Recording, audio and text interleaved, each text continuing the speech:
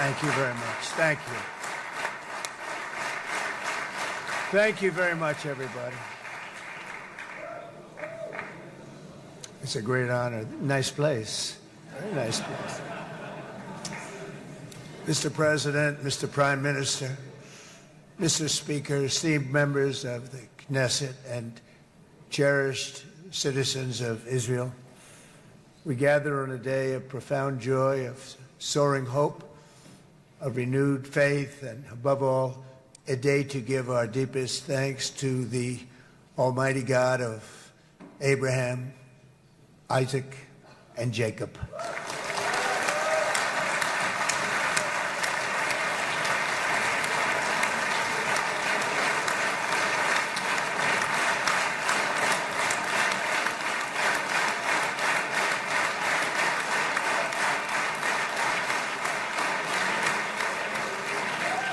After 2 harrowing years in darkness and captivity, 20 courageous hostages are returning to the glorious embrace of their families, and it is glorious.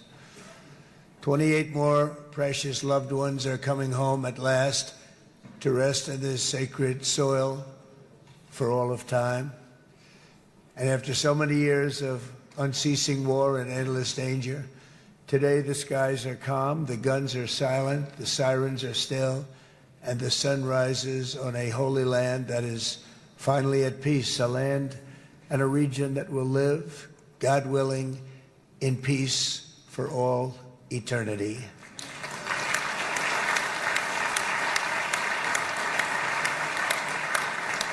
This is not only the end of a war, this is the end of an age of terror and death, and the beginning of the age of faith and hope and of God. It's the start of a grand concord and lasting harmony for Israel and all the nations of what will soon be a truly magnificent region. I believe that so strongly. This is the historic dawn of a new Middle East. I want to express my gratitude to a man of exceptional courage and patriotism, whose partnership did so much to make this momentous day possible. You know who I'm talking about. There's only one, Prime Minister Benjamin Netanyahu. Bibi, please stand up.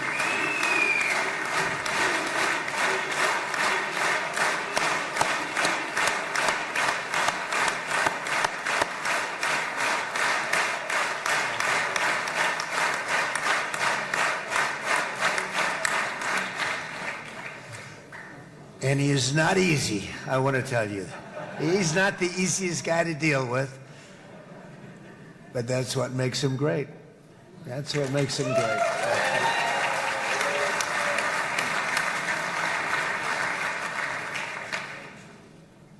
Thank you very much, baby.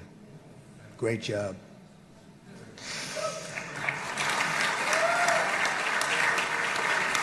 And let me also convey my tremendous appreciation for all of the nations of the Arab and Muslim world that came together to press Hamas to set the hostages free and to send them home. We had a lot of help. We had a lot of help from a lot of people that you wouldn't suspect, and I want to thank them very much for that. It's an incredible triumph for Israel and the world to have all of these nations working together as partners in peace. And it's pretty unusual for you to see that, but it happened in this case. This was a very unusual point in time, a brilliant point in time. Generations from now, this will be remembered as the moment that everything began to change, and change very much for the better. Like the USA right now, it will be the golden age of Israel and the golden age of the Middle East. It's going to work together.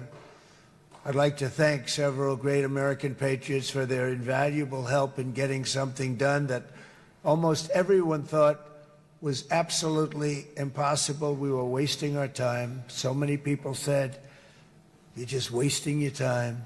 But we weren't, because we had talented people working with us, and we had people that loved your country, and frankly, people that loved the region. They loved the Middle East. I want to thank my friend Steve Witkoff.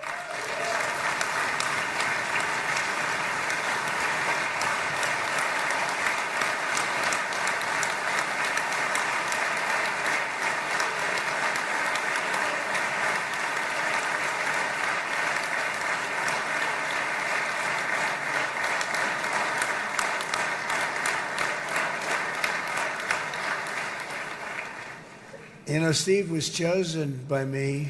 He never did this before, but I knew him as a few things. He was a great businessman, but I know a lot of great businessmen, to be honest with you. He had tremendous negotiating skills, but I know a lot of people that negotiate pretty well, although it is an art. But there are people that can negotiate pretty well. But most importantly with Steve, he's just a great guy. Everybody loved him. Everybody. I mean, I know some negotiators that are so good, but you wouldn't have had peace in the Middle East. It would be in World War III right now with some of these guys. Everybody loves Steve, and they respect him, and they somehow can relate to him. I've known him for many years, and I've seen it over and over again. להוציא את חבר הכנסת עודה, להוציא אותו מהאולם, להוציא אותו מיד, החוצה, החוצה. Please expel this Knesset member. Please expel this Knesset member. להוציא גם את חבר הכנסת כסיף. להוציא את חבר הכנסת כסיף מהאולם. Expel Knesset member Kasif out of the hall. Please expel him immediately.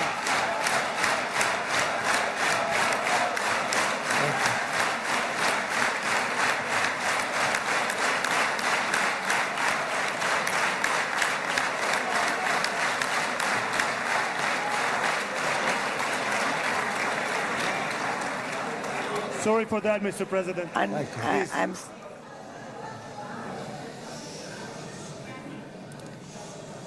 That was very efficient.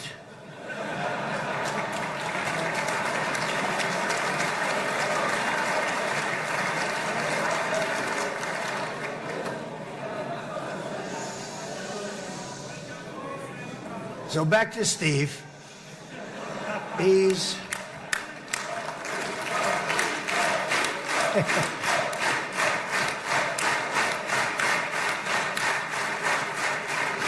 but I tell one story because he was so involved, and then we called in Jared. We need that brain on occasion. We got to get Jared in here. We got to get a certain group of people. But Steve started this all by himself. I call him Henry Kissinger, who doesn't leak. Okay? Henry is a big leaker. He leaked. Steve doesn't leak. Steve just wants to get the job done. He wants to do what's right. But I'll give you just a quick story because, as you know, he's working on the war with Russia and Ukraine, a war that would have never happened if I were president. A shame. 7,000 young soldiers a week are being killed. More than that this last week. It's a shame that it never happened. But it did happen, and we won the race, and I took over this horrible war that's been raging, and I thought it would be easily settled. I thought it was a hell of a lot easier than doing what we just did very successfully with Israel and a lot of other people. But this came first, and we'll get that one. But I set up a meeting for him to meet with President Putin, thinking it would be a 15 or a 20-minute meeting. Steve had no idea about Russia, had no idea about Putin too much, didn't know too much about politics, wasn't that interested. He was really good at real estate, but he had that quality that I was looking for, and I didn't see it around in too many ways. And I set up the meeting with Putin, and I called. I said, is Steve finished yet? That was about a half an hour into the meeting. No, sir, he's not. He's still inside. This is in Moscow. I said, well, how's he doing? I don't know, sir. He's still inside. I called up an hour later. Let me speak to Steve. Sir, he's still with Putin. He's with President Putin. I said, wow, that's a long meeting, 1 hour. I called up an hour later, he was still with Putin. 3 hours later, he was still with Putin. 4 hours later, he started to get the word that he was going to be coming out soon. And in 5 hours, he came out. I said, what the hell were you talking about for 5 hours? And he says, just a lot of interesting things. We're talking about a lot of interesting things, including what he went in there for, but you can't talk about it for 5. You can talk about it for a certain period of time, and you know what you're getting. But that's a talent. That's a talent where you can do that. Most people I'd send in, number one, they wouldn't be accepted. Number two, if they were, the meeting would last 5 minutes. And that's what happens with Steve. Everybody loves him. They love him on this side. They love him on the other side. and he really is. He's a great negotiator because he's a great guy. So thank you very much, Steve, very much.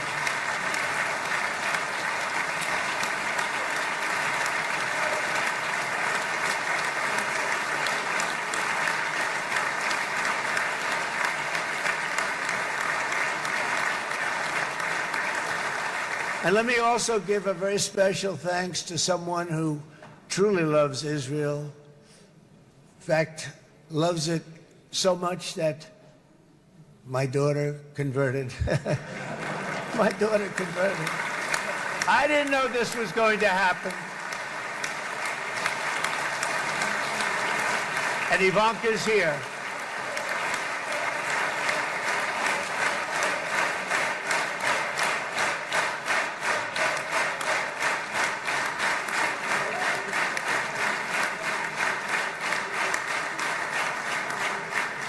And Bibi, you do know this was not in the cards for me. You understand that.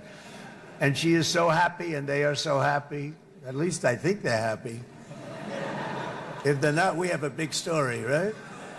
No, they have a great marriage, and they get along great. They're best friends. They have a very special relationship. But Jared has been so helpful. He really did something very special. He established the Abraham Accords with a group of very wonderful people. I like calling it the Avraham Accords because people that, right? Avraham. It's so cool. It's so much sort of nicer, you know, the Abraham versus the Avraham.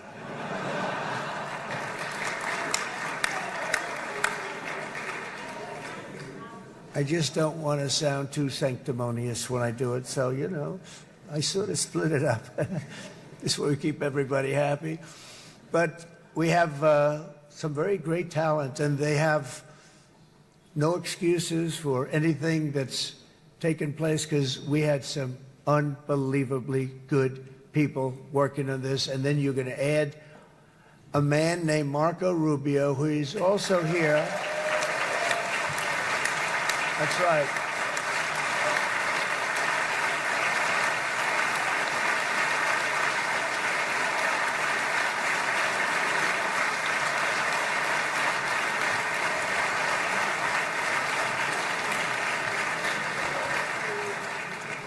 And I have a prediction that Marco will go down, I mean this, as the greatest Secretary of State in the history of the United States. I believe that. I believe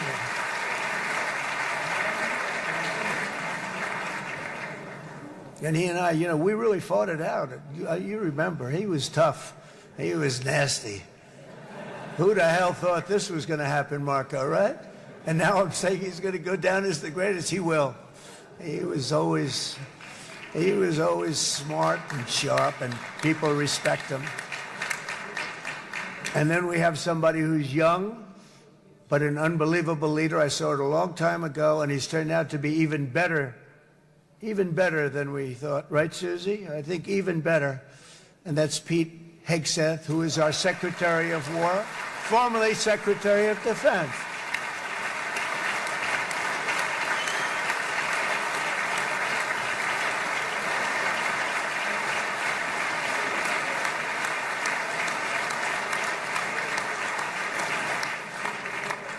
And as you know, we decisively won World War I. We decisively won World War II decisively. And everything in between and everything before it, we won everything. And then they had the brilliant idea of changing the name from war, you know, it was war, to defense. And with that went a certain thinking. And we fought in a very politically correct way after that. We always had the strongest military, and now we have a stronger military than we've ever had before. Because of my first term, I've totally rebuilt the military, every aspect of it. But we have, if you think, we settled 8 wars in 8 months. I'm now including this one, by the way, if that's okay. They may say, well, that was quick, Because yesterday I was saying 7, but now I can say 8. The hostages are back.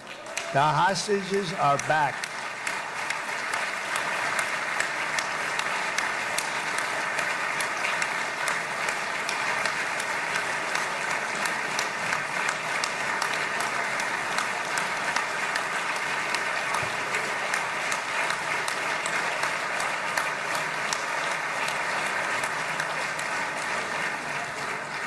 It is a good feeling. Isn't that nice to say? You know, I just said the hostage. First time I said the hostages are back. It feels so good to say it. But when you settle 8 wars in 8 months, that means you don't like war. Everyone thought I was going to be brutal. In fact, I remember Hillary Clinton during a debate, she said, look at him, he's going to go into war with everybody.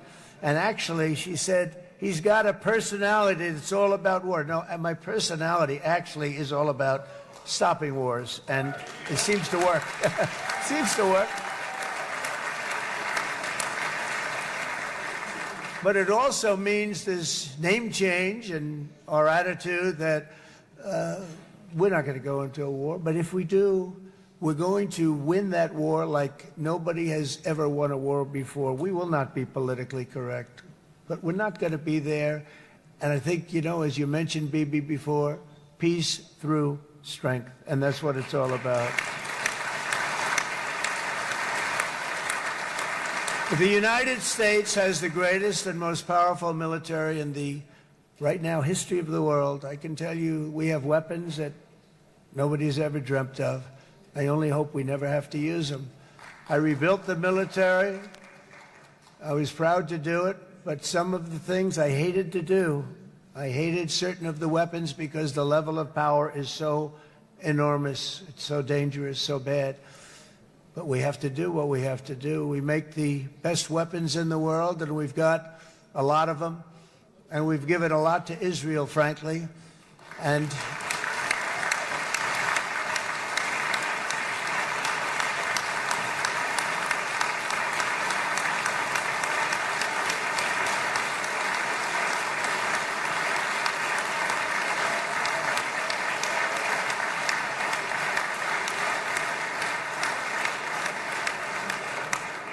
I mean, Bibi would call me so many times, can you get me this weapon, that weapon, that weapon? Some of them I never heard of, Bibi, and I made them.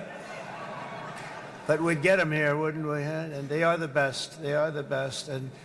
But you used them well. It also takes people that know how to use them. And you obviously used them very well.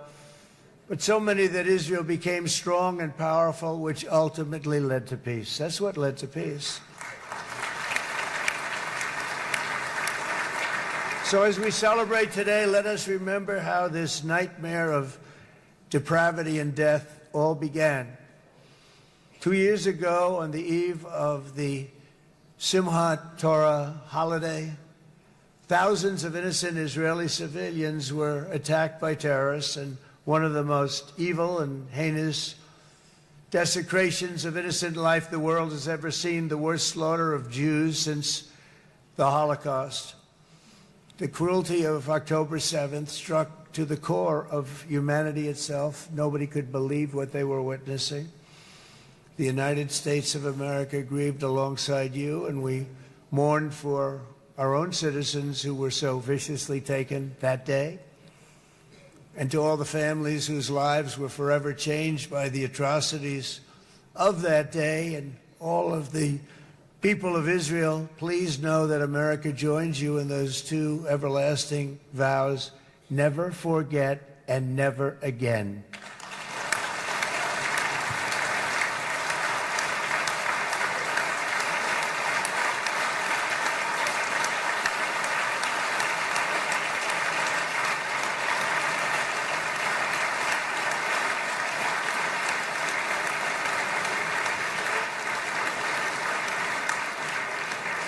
From October 7th until this week, Israel has been a nation at war, enduring burdens that only a proud and faithful people could withstand. It was a very tough period of time.